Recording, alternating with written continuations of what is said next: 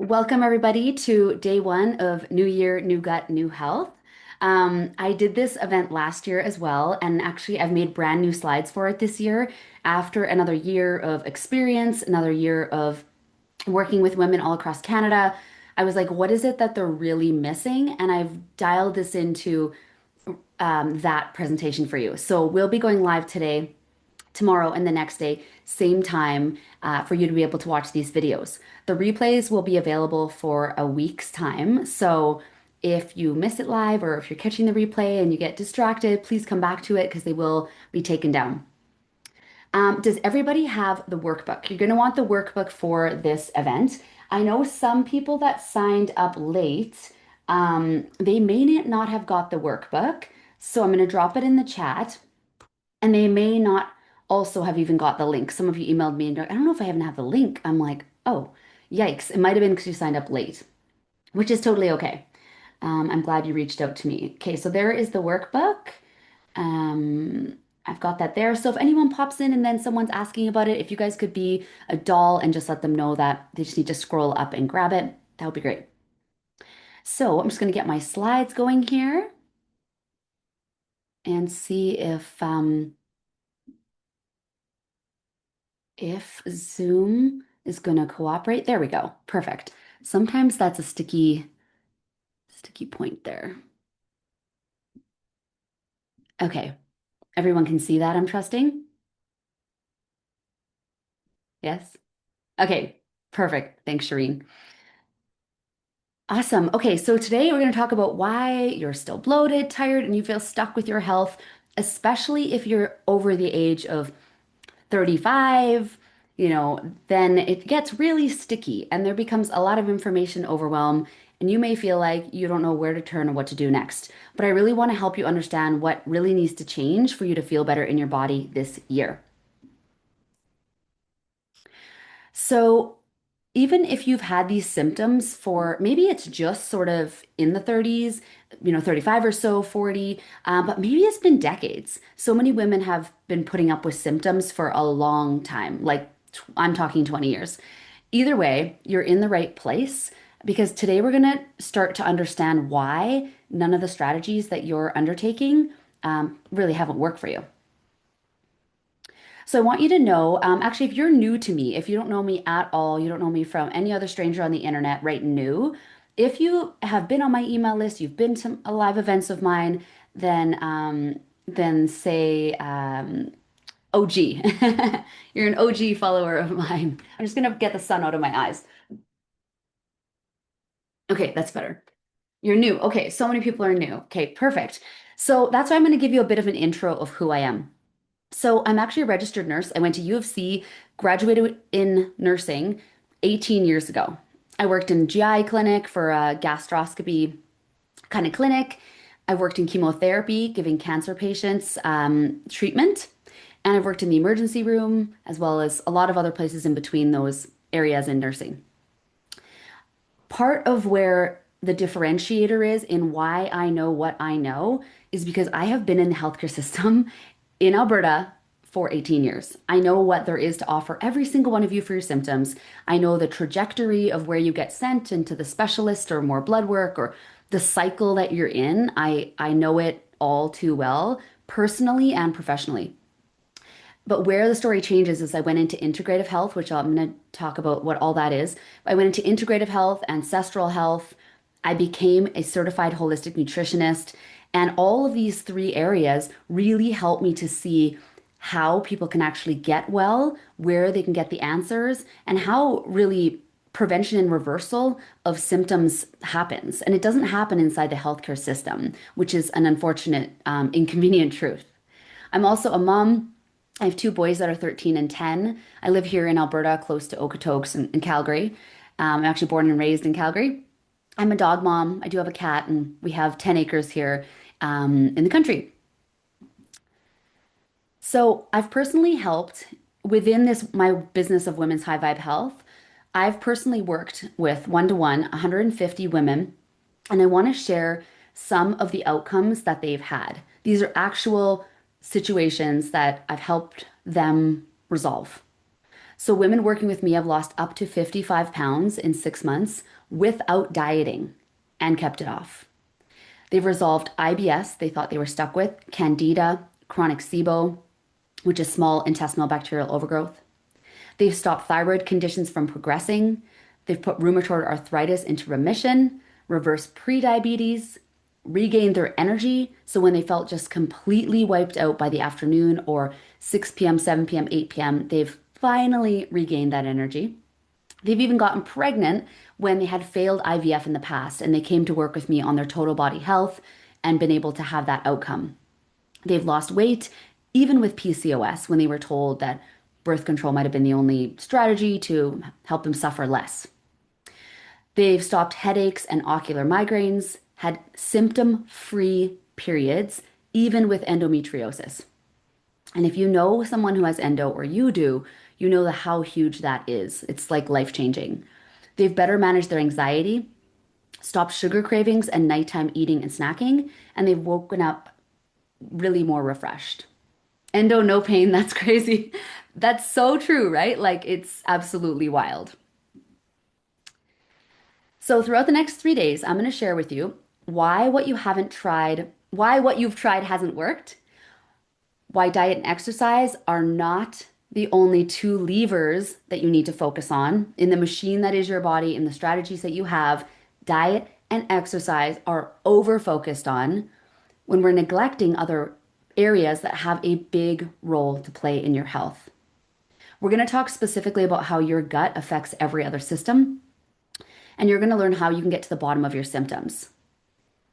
We also want to stop that endless cycle of symptoms because I was thinking deeply about why am I so passionate about helping women take back control of their health?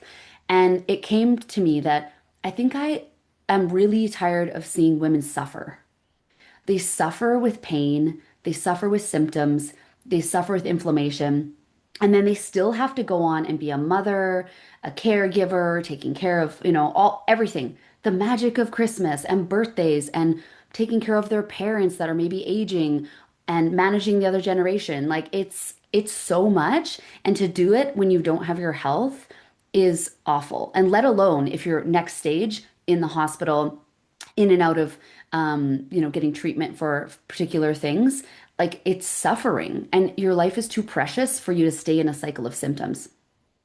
And then I want you to use the workbook and reflect on why your personal plan, what you're doing every single day for your health, why it's not working for you. So I want you to engage to be entered to win as well throughout the 3 days. So every time you comment, share, you can tag me on social media and screenshot this video. All of those are obviously saved in the back end, so I can go back and look and choose some winners of prizes at the end of the 3 days. Does that sound good? Let me know. All right. So to get started, most women approach their gut health like this.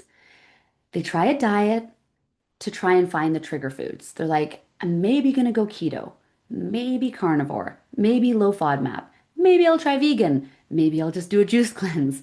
They're trying to figure out why they're bloated, constipated, having heartburn, gut pain, gas, why they seem to be gaining weight. And we've been wrongly convinced that that all has to do just with food. So diet's usually the first place people start. And then maybe they get, especially with social media, they get really bought into certain supplements they see online. And I'm talking to you, TikTok, and I'm not even on TikTok, but TikTok, Instagram, all of these influencers who literally their full-time job, they're not health practitioners, their full-time job is usually to tell you to take a supplement so that they get paid. So they're telling you, take this and your bloating will go away. And you've probably tried some of those and been really disappointed when the results are limited. So then maybe you still continue to restrict, but you react to foods. So is it dairy? Is it gluten? Is it broccoli? Is it cabbage? Is it tomatoes? Is it coffee? And it becomes really challenging. And sometimes they dwindle their food list on what makes them not feel their body reactive and their digestive system kind of unhappy. Their list gets really short. And that's a problem because your gut thrives on diversity. So the more narrow you make your food list long term, the worse your gut health will be. And you're going to learn so much about gut health and why you do not want to have a very, very limited range of foods because your GI system, your microbes that are running the show behind the scenes, they are the control panel, they are the mother of the body. It's going to largely impact your brain function, your mood, and your health outcome. So we can't just live in a restricted diet and being like, oh, as long as I eat like these 10 safe foods or I eat this way forever, I'm good.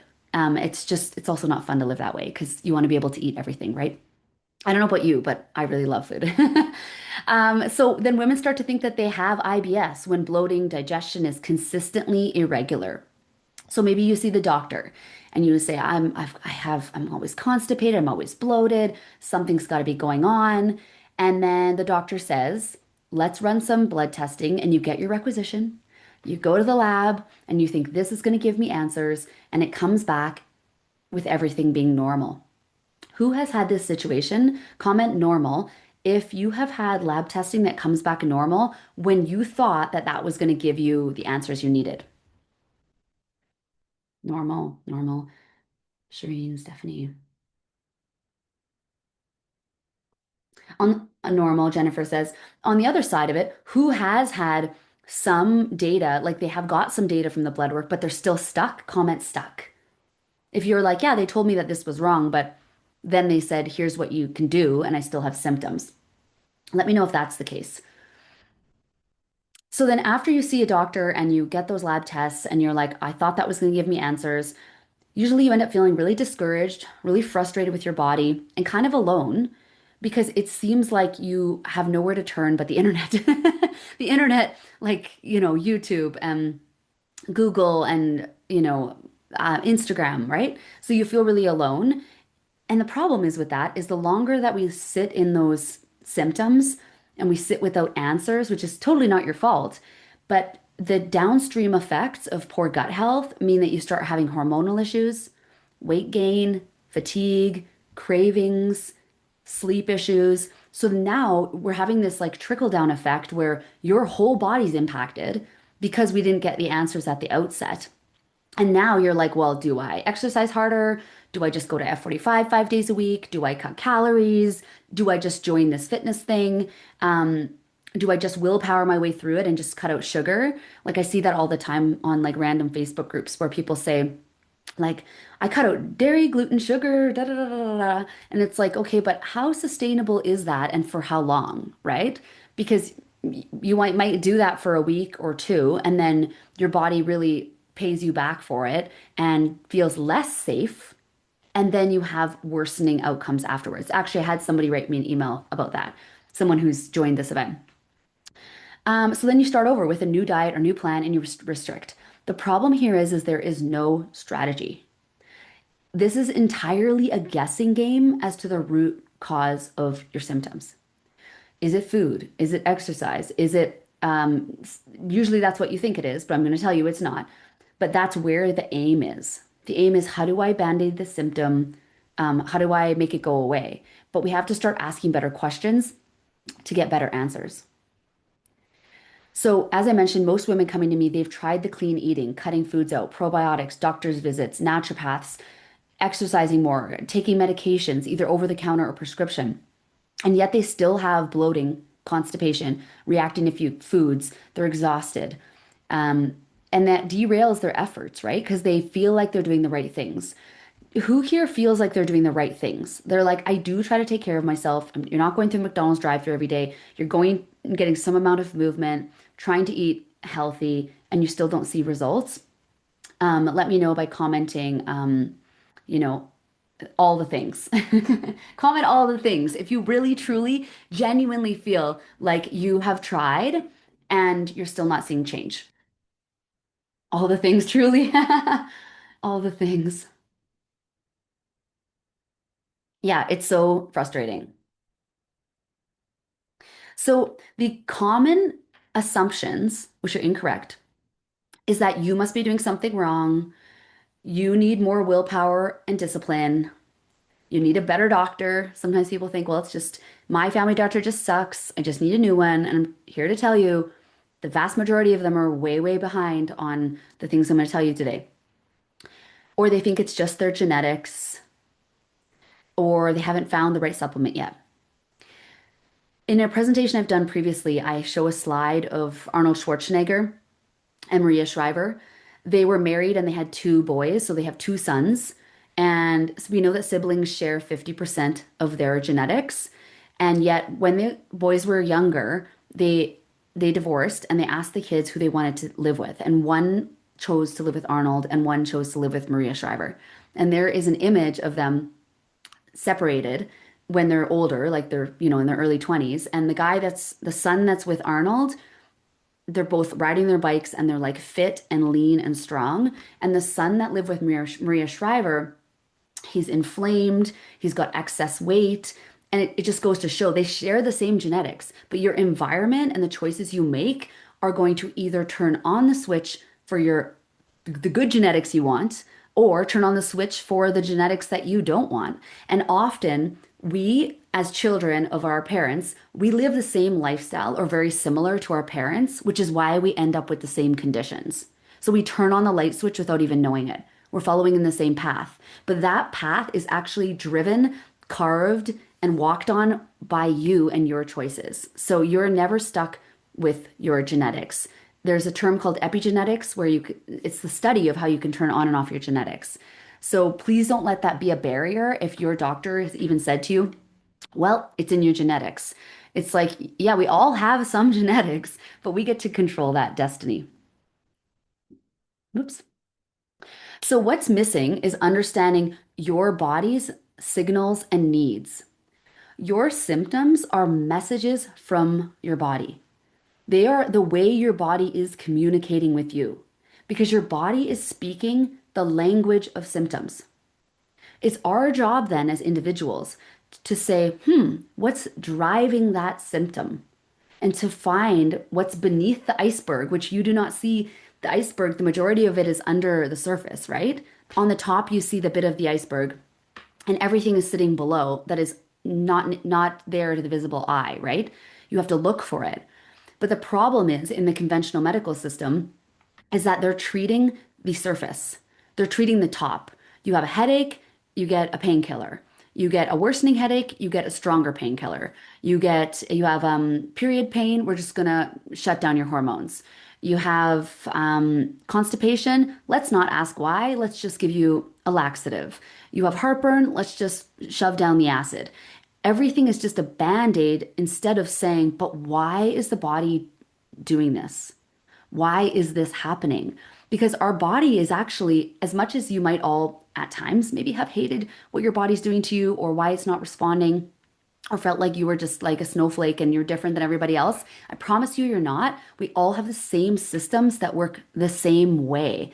But the problem is that when we're trying to squash down symptoms or quiet them or band-aid them temporarily, like putting a duct tape in a boat leak, like the water's still going to come in eventually, right?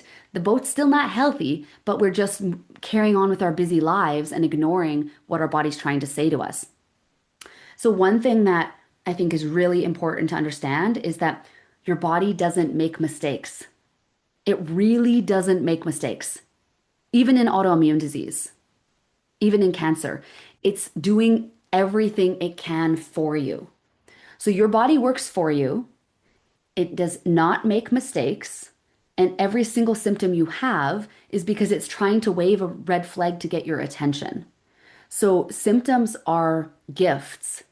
And I know that can be really hard to accept, but your symptoms are trying to show you something's wrong. Because if that wasn't the case, then it would absolutely be impossible to figure out what was going on in the body if you had no symptoms, right? If your symptoms didn't show up, then you'd be like, well, now all of a sudden one day I wake up and I get a test and I have something and I had no clues. Nobody gave me any information about this. But the information you're getting right now is the feedback from your body. So even me in my mid 40s, you should be symptom free. No headaches, no joint pain, no cravings, no mood swings, smooth, regular cycles, depending on where you are in perimenopause. You should be sleeping through the night. You should be able to go 3 or 4 hours without eating. You shouldn't have cravings. These are normal things that I help women with every day and that I personally experience. So I know it's not the commonplace situation you find because you're probably talking to your friends that are in the same age category as you, and they're like, "Yeah, I have that too. Yeah, that sucks." And it's easy to commiserate and go for wine and go out for dinner and kind of whine and complain or bitch and complain about it. But to be honest, we really need to take the reins and say, no, I really need to get to the bottom of this because I know you have a bigger life to live. I know that you want to show up better for yourself. You're here today. You know, you probably, some of you are maybe even at work. Some of you have toddlers playing in the corner. Others of you, people even wrote me they're in Mexico, like on vacation, and they're tuning into this. So your health matters to you. And I'm telling you that if you want to be the anomaly of society that is not going to suffer from chronic preventable illness, you really do need to get to the root cause. So, as I mentioned, the medical system is not looking for the root cause. Mainstream medicine looks at what? So, what you have, the label, IBS, PMS, autoimmune disease, you're gaining weight, even things, high blood pressure, fatty liver, migraines, low thyroid, PCOS. They're going to say, here's what you have, and here's the drug that we have in our notes that we're supposed to give you when you have this thing. But they're not going to look at what functional medicine looks at, which is the why.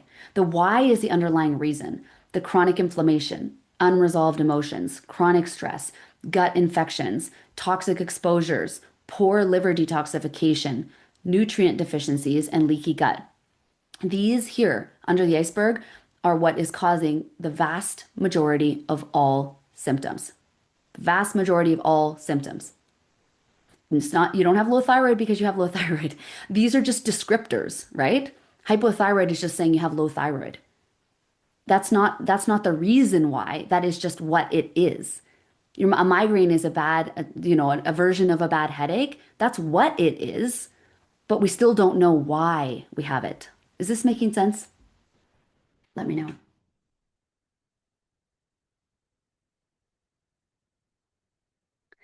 Shireen says yes. So we want to look at the why and not the what. When you manage to address the why, the things go away. When we look at everything under the iceberg, the other things will resolve themselves. Because remember, the symptoms only exist because there's a problem causing them. When we resolve the thing at the root cause, the symptom just goes away. So, what I like to say when it comes to the blood work, and you might be wondering, well, I still don't get it though. How come my testing is normal if I have symptoms? Blood is a late stage marker of disease. So I put this picture of dominoes because your blood work is this last domino, okay? So we all know if we push this, then this ricochet happens. The last one to fall is the orange one at the end. That is your blood work. Now, this scene, here we have nutrient deficiencies, chronic stress, adrenal function, cells are losing minerals, hormones are getting dysregulated, the gut's getting leaky, inflammation's rising, autoimmune disease is developing, the immune system's overreacting, and bam, now you see it in blood work. But all these other dominoes have to fall before your blood work changes. And the reason why is because your blood is a life-saving fluid. It has to stay in range. The only times that blood work should be out of range is if you are in the ICU or you're just being stabilized in the emergency room.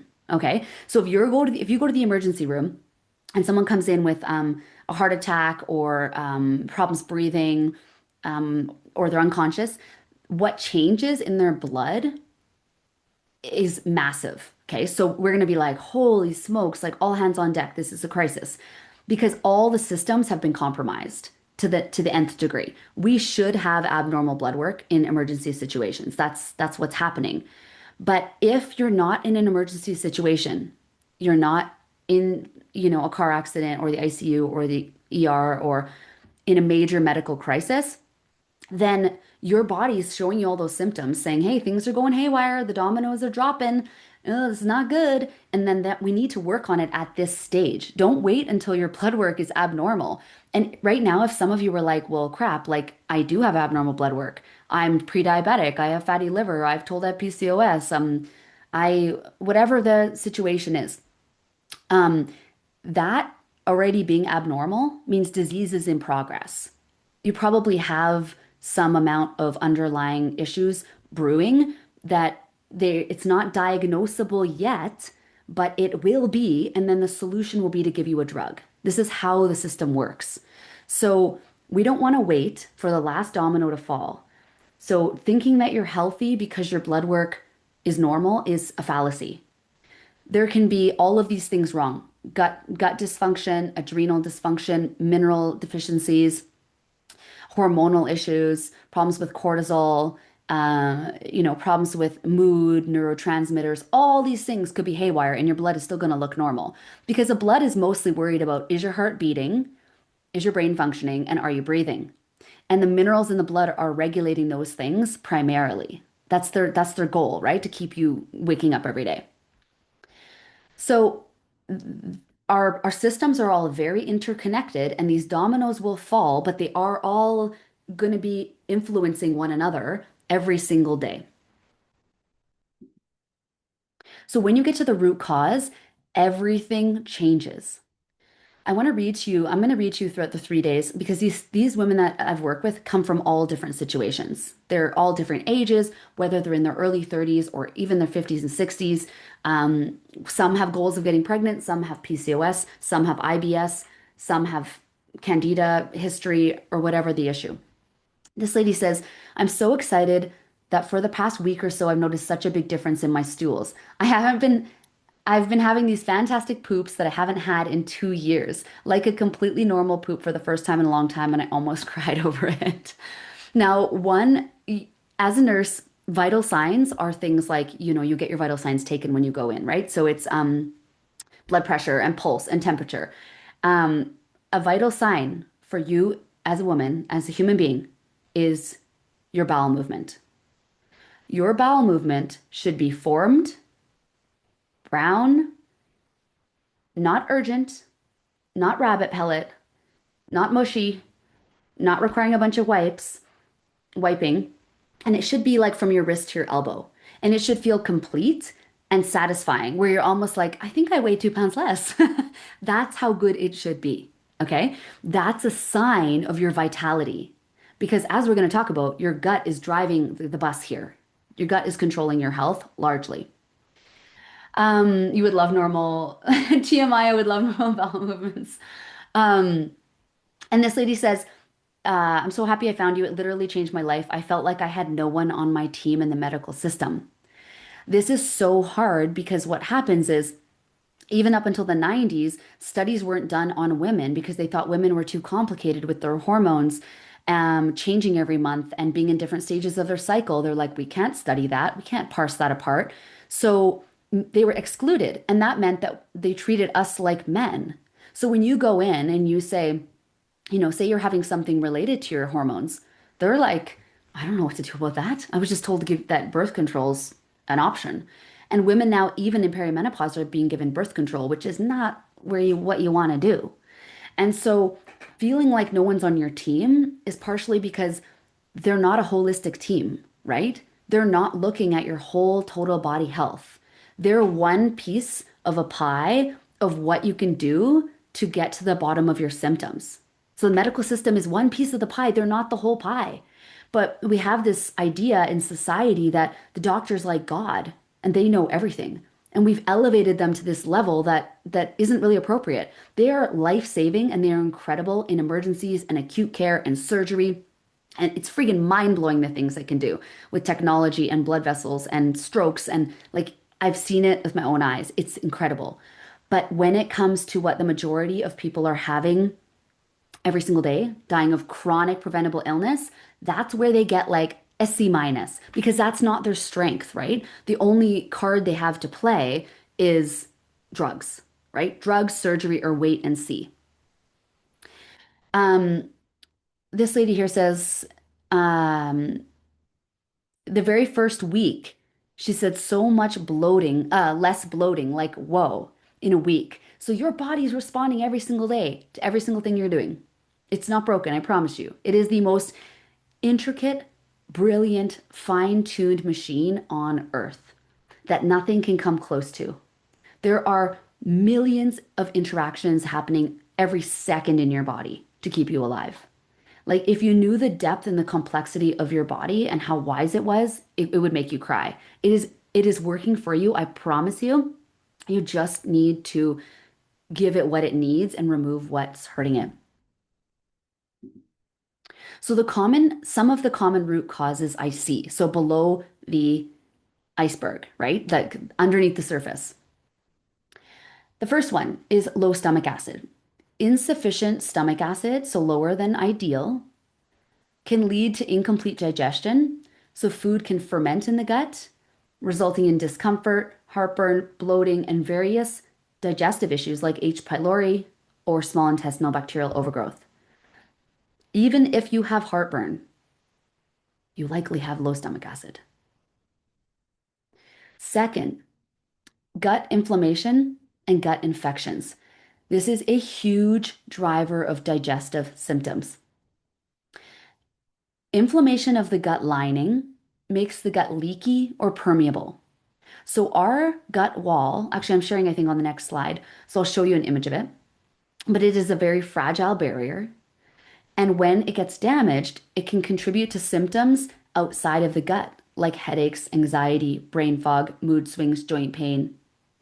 And the driver behind why the gut lining is getting inflamed and damaged can be parasites, candida, bacterial overgrowth, low beneficial bacteria, and this is going to lead to IBS or IBS symptoms. I think one of the emails I wrote to you guys, I can't remember if I sent it last week, was that IBS is not a diagnosis. IBS means, yeah, your gut's irritable. We don't really know why, so we'll just call it IBS. Like literally, that's what it is. And then you might say, well, but no, I have IBS-C, I have IBS-D. That's just a categorization of which you primarily have. Do you primarily have constipation or diarrhea? But that's still not saying what is the underlying root cause. The underlying root cause is an imbalance in bacterial species and organisms inside your microbiome that create inflammation, that break down the gut wall, that causes more inflammation, more cortisol, and now you got symptoms all over the body because the gut is the barrier. The gut is the security guard. The third root cause is lifestyle and metabolic stress. When lifestyle choices are stressors on the body, your digestive function and your blood sugar become compromised. So you can have problems with blood sugar even if you don't eat anything. So if you are stressed, if you are thinking negatively, if you skip meals, you overexercise, you're sedentary, you have imbalanced blood sugar in your meals during the week or during the day, it can impact you like days later. So blood sugar, stress, poor digestive function is a stressor. These will end up meaning your body's not going to absorb nutrients or it's going to use your nutrients. Imagine your nutrients are like a bucket, like your nutrients get depleted. They literally get depleted when you're stressed, when you have imbalanced blood sugar, and when you have poor gut health. So, like, we're slowly taking, marbles out of the jar that is your nutrients, and then you get really depleted. And then you get fatigue, PMS, more cravings, because your body's trying to get nutrients into you. But in our modern day life, it's really easy to crave not so good things. Poor sleep, weight gain, and mood swings start. So, all these other symptoms that are happening are downstream effects from poor digestion and imbalanced blood sugar. So, eating rushed, having those blood sugar highs and lows, skipping meals, over fasting, over exercising, or under exercising, these are all stressors. So, right now, if you're like, I exercise 5 days a week and I'm only eating like 1,400 calories, you have to be in a different headspace. This is not about calories and it is not about exercise. And that is not the game plan. So the way I help women get results is not by counting calories and is not by putting you on an exercise plan. And when you start to see some of the results I'm going to show you, you're going to be like, this is without counting calories and exercising. Like it's wild. The fourth thing I see is nervous system stress. Elevated stress levels will impact gut motility. So how fast your food moves through your gut. We've all had this happen, right? You remember maybe being on stage in like high school or junior high, or you had to stand up in front of your class, and then you're like, oh, I feel butterflies in my stomach, and you almost feel like you're going to have urgent diarrhea. That's because your gut and your brain are intricately connected. So when you have elevated stress, you can have irregular bowel movements. You can have more of a heightened sensitivity. Now you're worried about going to the bathroom. Now you're worried about urgency. Now you're getting stressed that you're constipated. And then it compounds the issue. When we get stressed, our primary stress hormone, cortisol, is secreted. Cortisol will break down your gut wall. So you can literally be breaking down your gut wall. You could be doing all the right things, but not managing stress. And cortisol will continue to break down your gut wall and make you prone to things like autoimmune disease and those symptoms outside the body alongside digestive issues. I have to say, too, that stress that has been experienced but not processed or resolved, it will linger long term and impact your nervous system as well. In one of the testing that I run, we look at minerals in hair and you can see trauma in hair. Like you can literally see that the bones are leaching out calcium to buffer stress and their bones are getting weaker because we can see their calcium's leaving the body. And when I meet with women and I go over that, I say, hey, you know what? Like, I know you'd mentioned that you thought maybe you had some trauma, you thought you kind of dealt with it, but your calcium's showing this. They just break down in tears because they were like, I didn't know it was impacting me so much. I didn't know I didn't do the work for it, like to resolve it. So your gut, I'm going to teach you now, is not just about digestion. Everyone thinks like the gut kind of up until, I've been doing gut specific work for like 7 years maybe. Before it was cool. Before it was cool, I was shouting from the rooftops that the gut was everything. But up until like recently, everyone just thought, yeah, who cares? Like some people have constipation, some people have reflux, some people have loose stools, other people get bloated. Like, oh well. But really, it's not an oh well. It's a red flag. It's your gut going, oh, something's not right here. And it's going to impact all of these other things in this list. Your gut will impact your hormones, like your estrogen and your cortisol, your thyroid function, which we all want, boom in metabolism, don't we? 20% of the conversion of inactive thyroid hormone to become active so your body can use it is in the gut. So if you can't convert, so if I said to you, do you want a 20% faster metabolism? You'd be like, well, heck yeah. Well, guess what? If your gut's compromised, your metabolism is going to be slowed by 20%. Insulin secretion and blood sugar regulation is also in part regulated in the gut. There are microbes in your gut that actually are responsible for making your body sensitive to insulin. We want to be sensitive to insulin, okay? That is like, that should be on everybody's life goal forever. I want to be insulin sensitive because insulin is a hormone that when it's over secreted, is going to cause fat deposition on your body. So in your organs, not just superficial fat, like, oh, I have some arm fat, I have some leg fat, like that's fine. But visceral fat, the visceral fat's the fat you can't see, the internal fat, the belly fat, the organ fat, that's dangerous fat.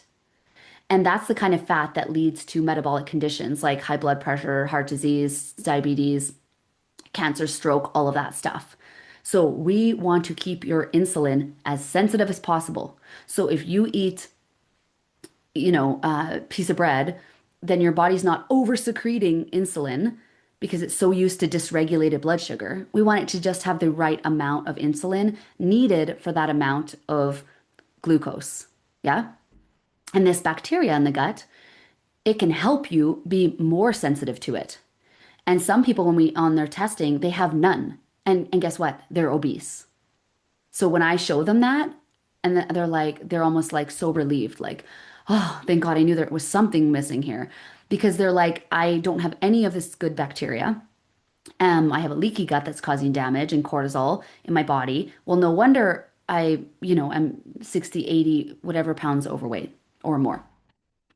Your energy levels. If you're eating, like food's expensive, like in Canada, hello, like the grocery prices are insane.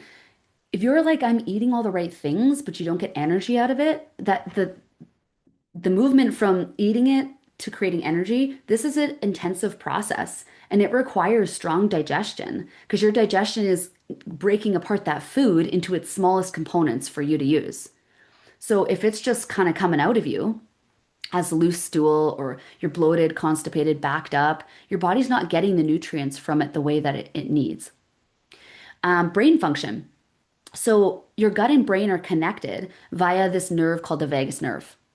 And more messages, like imagine texting all day with your brain, more messages are sent from the gut to the brain every single day than from the brain to the gut.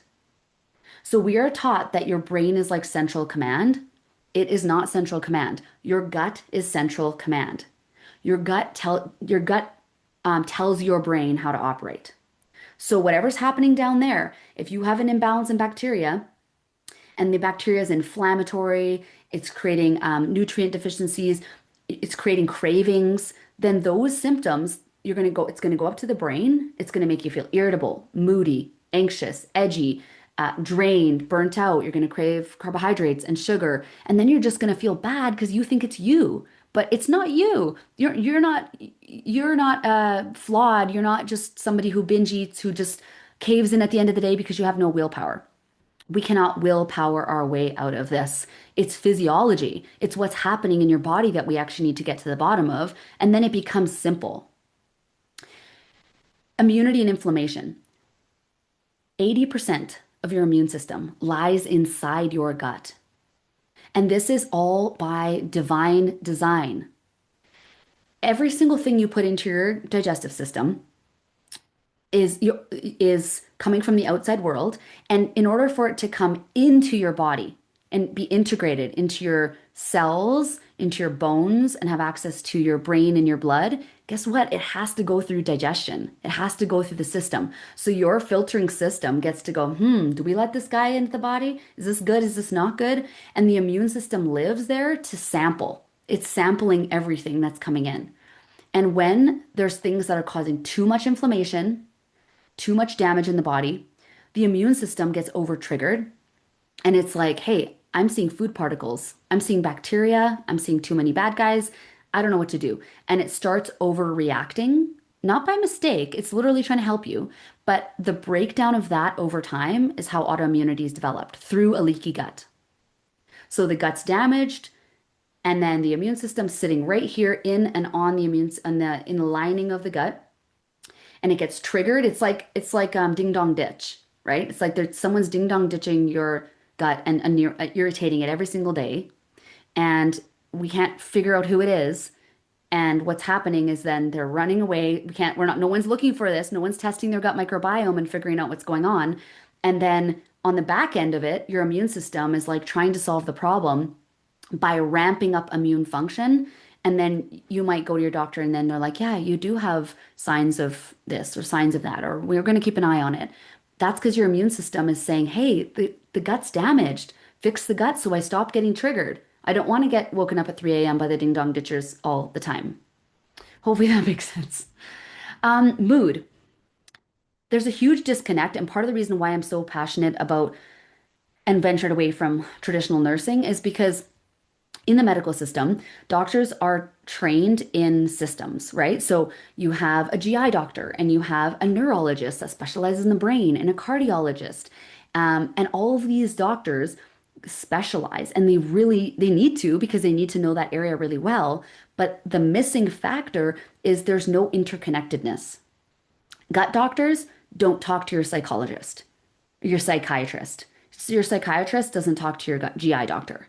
Yet the gut and the brain are intricately connected for mood. So the neurotransmitters that your gut is making, 90% of your serotonin to make you happy and not anxious, 50% of your GABA to make you calm, and 50% of your dopamine, which I see now I spelt it, I typo, 50% of your dopamine to make you motivated and driven and calm and focused on what I'm saying today is made in the gut. Okay, so the majority of your neurotransmitters are made in the gut, and delivered to the body. Yet when somebody has anxiety or depression, then they go see the brain doc, the doctor up here, a psychiatrist, to say, something must be wrong with you. Maybe we'll give you more of these SSRIs. We'll impact your brain.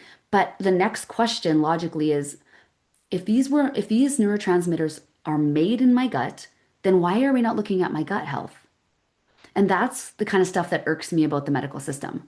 Because your gut and your psychiatrist, psychologist, or general family practitioner that's giving you meds for mood, they need to be communicating.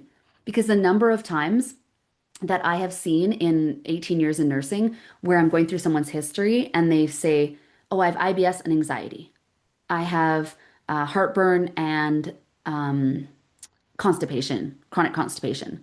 Like there's just this connection always happening. Or I have depression and constipation, or I have anxiety and PCOS, or I have endo and migraines. Like I'm sure many of you can attest that you probably have brain symptoms and gut symptoms, but stemming in the gut.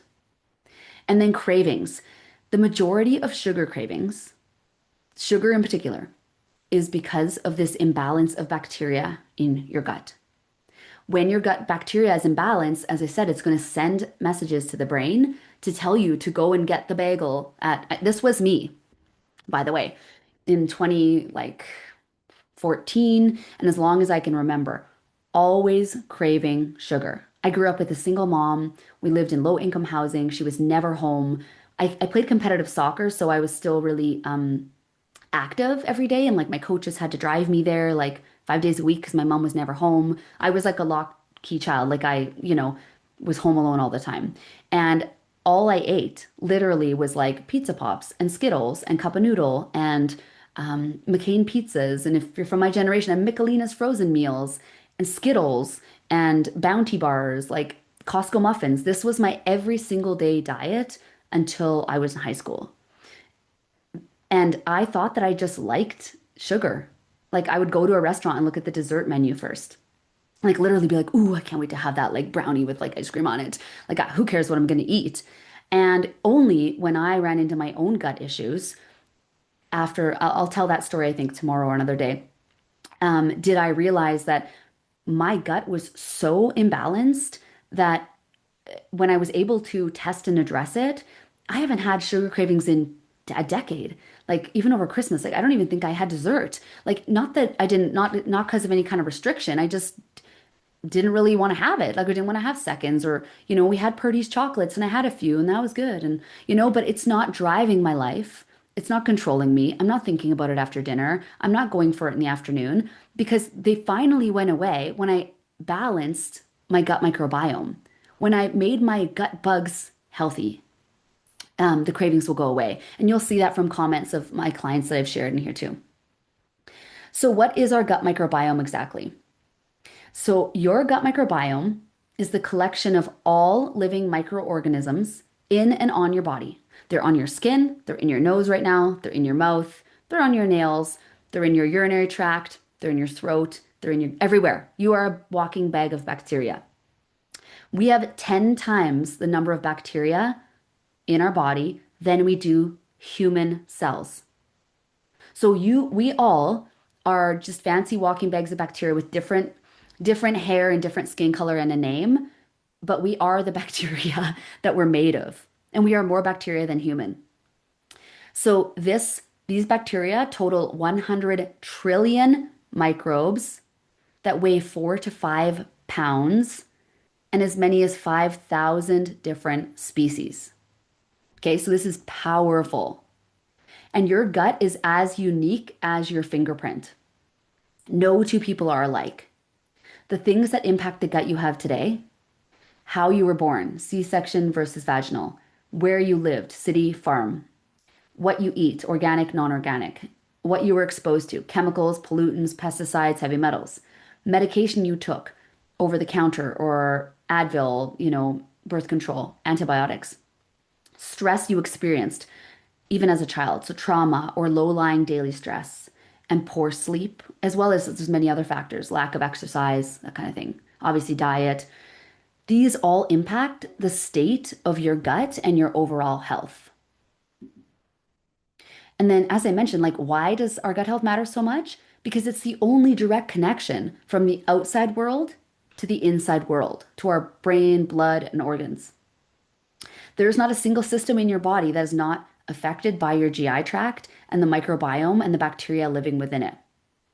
As the father of modern medicine, Hippocrates said, all disease starts in the gut.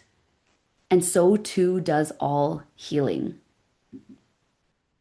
So the real reason you feel off is because when your gut health and digestion is compromised, you're not absorbing nutrients, inflammation rises, the immune system's reactive, blood sugar becomes harder to regulate, cravings start, weight gain occurs, hormones become dysregulated, and the nervous system, that stress response system, it stays on. And this is how bloating becomes brain fog and PMS and fatigue, anxiety, and stubborn weight. It's a cycle.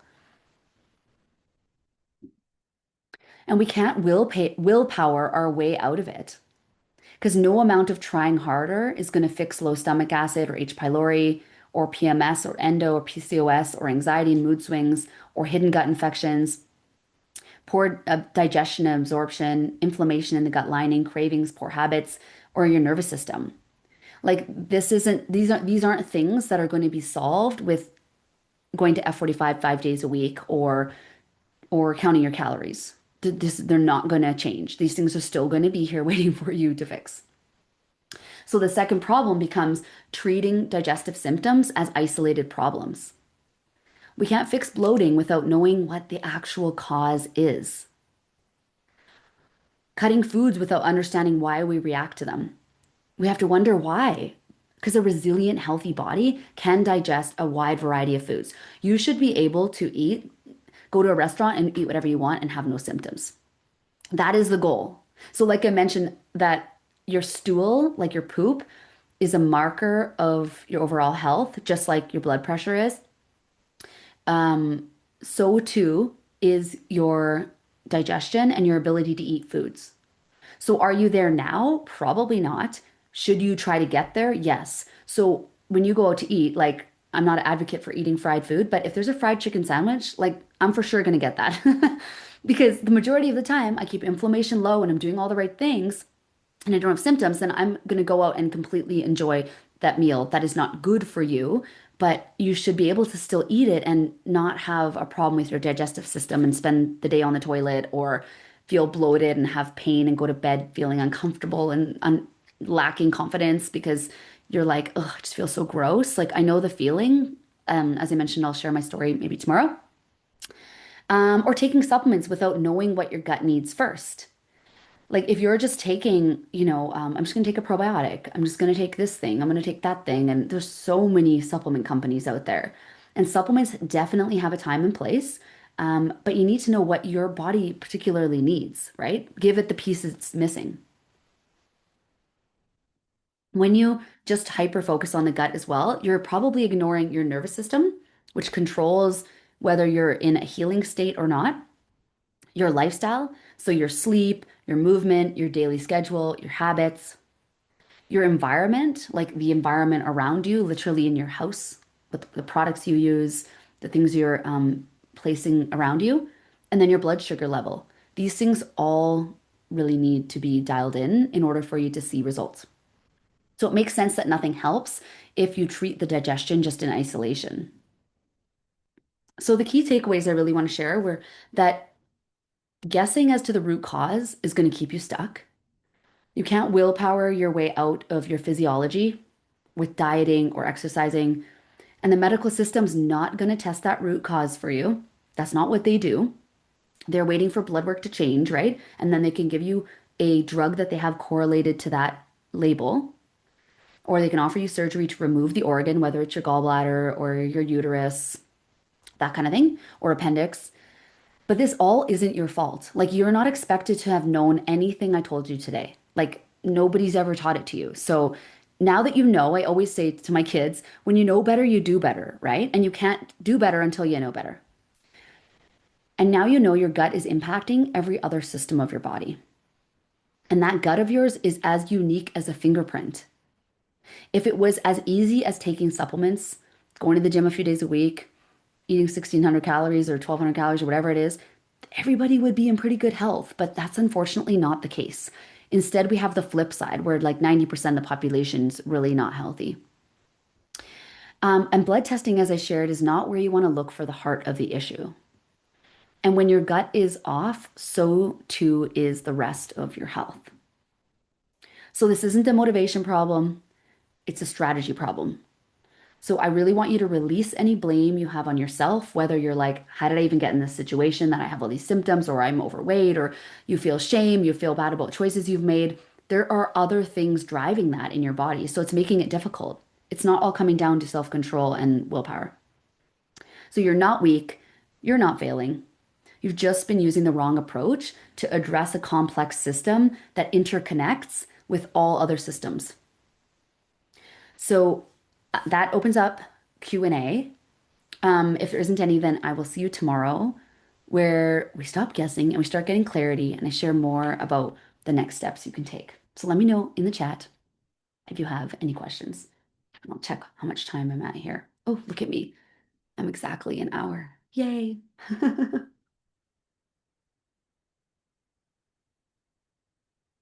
I'll just leave it open for like a minute here.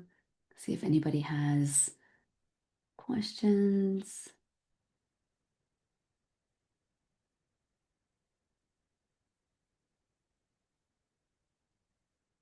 How do you decipher root cause versus medication side effects on the gut? So you mean that you're taking a medication and you think that it's impacting your gut negatively, Stephanie? Okay. It could be, but is that medication to try to help the gut or is it to help something else?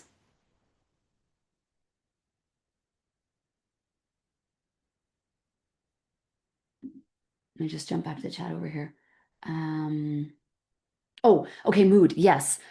Okay, so all drugs will have side effects, right? Because it's like putting something in the body that's foreign and the body has to go, why am I having this strong thing? So if that is creating problems, like it can cause constipation, for sure, that might be the case.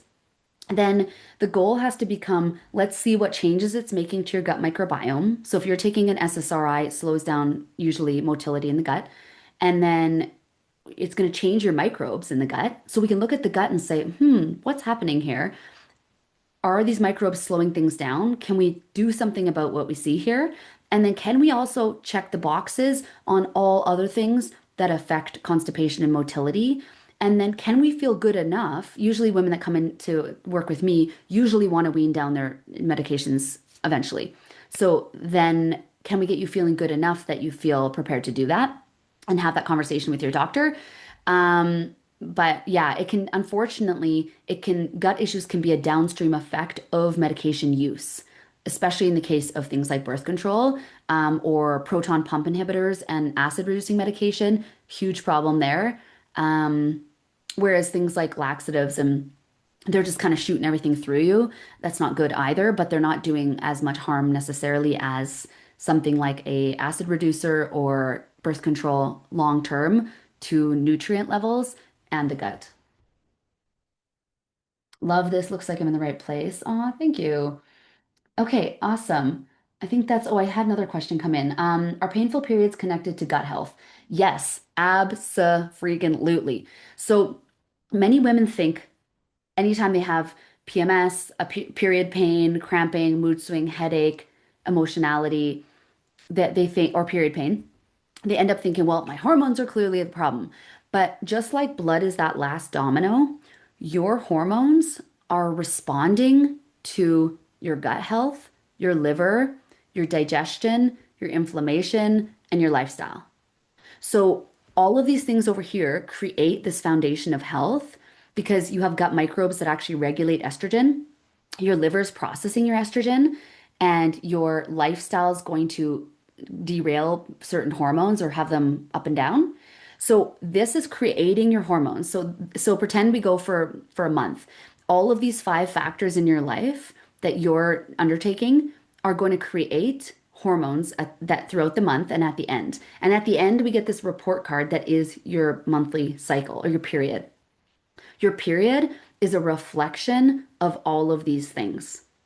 your digestion, your liver, inflammation, your lifestyle, your environment, your movement, your choices. So all these things over here are going to send a report card and give you the type of period that is reflective of these things. So your periods and cycles should be pain-free, regular, just a flow. You don't cancel plans. You don't need heating pads. You don't need Advil. You don't need Midol. You don't need to curl up in the fetal position. Now, do you naturally want to be more intuitive, more at home?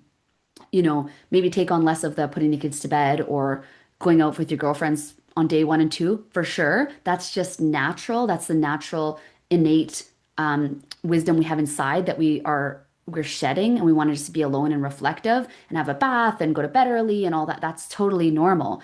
But to suffer with it is not. And unfortunately, I've been kind of taught that it is normal. So many women I work with are like astonished when they have like symptom-free cycles and they're like, this is crazy. Like, I hardly even know I have it. That's actually a quote from one of the girls. She said, I hardly knew I had it. I've been on PPI for a long time, so that possibly the cause of slow motility. Yes, for sure. If you're reducing acid, then you're literally like putting out the fire of your digestion. So when you put things in there, it's like when you're trying to, have you ever put chicken on a pan, on a stainless steel frying pan, maybe with no oil or no fat to cook it in, and then it sticks on and kind of burns, and you're like, oh, dang, because the chicken didn't have enough fat in it, right? So it sticks and it burns, and you're like, oh, this is not cooking well. This is not going well. Like now you flip it over and it's kind of half cooked and it's sticking to the pan. It's not processing well. Like it's not cooking the way it should. That's similar to your digestive system. Like you literally need to have the juices, the fire to break down whatever it is you're putting into your body. But if we're reducing acid, then your food cannot be cooked, broken down, and put through to the next stage of digestion. When low stomach acid is one of the causes for poor gut health, what makes stomach acid low in the first place and how can it be improved? Such a good question. So, number one, cortisol. So, anytime you're stressed, your body is going to shut down stomach acid production. So if you have chronic stress, your stomach acid production will go down. If you eat rushed, if you don't chew, if you eat on the go, if you eat when you're in fight or flight, so you've just got some bad news or you just argued with your child or your partner or whatever, and then now you're going to go and eat, your digestive system's basically turned off. So your acid level's already low, and then you're not going to digest that well. Second, it could be a gut infection like H. pylori. So we can see that in testing that you can't even sometimes catch in the medical system that you have that. And if they find it, they give you three different antibiotics that will wipe out all your good microbes. And now you're left with a downstream issue.